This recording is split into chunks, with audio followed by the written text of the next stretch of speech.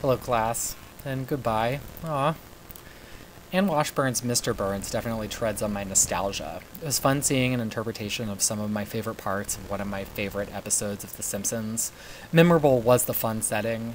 I liked in Act 2 how they get stuck a bit plotting the course of their traveling show through the country.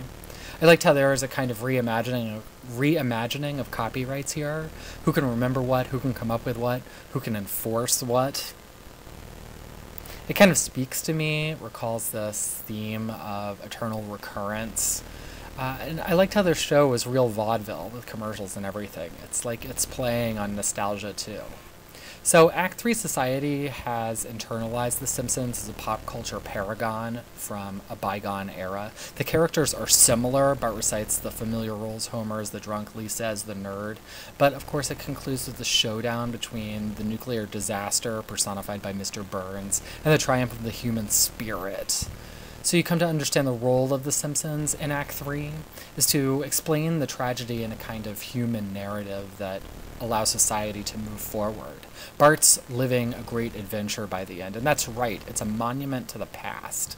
Like in World War I, when the British build the epitaph. These monuments don't exist to help society look to the past, but to look to the future. The British don't build the World War I monuments to remember the past, they build them to forget. And society can internalize the events through The Simpsons without recalling the horror, and it allows everyone to move forward. So yeah, there's this universal message in the play, and it isn't necessary to be able to quote the entire score of the HMS Pinafore, or be able to sing along to the monorail song. The Simpsons are wonderful, of course, and the play gave a nice shout-out to the West Wing, but having a background in The Simpsons isn't absolutely required to appreciate Miss Washburn's Mr. Burns. It's nice to have a control from which you can compare to see what the actors are dealing with, but even if you aren't fresh with the source material, you can still appreciate what the players are up against, trying to piece together from their minds fragments to form a cohesive whole. Finally, when I think about pop culture and society today, I think it's really important to hone in on the stories which will survive, and it's totally going to be the narrative of that hope-changey stuff of Obama.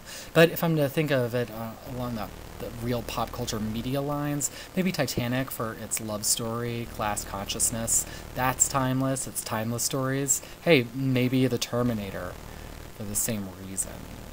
Thanks for the fun, class.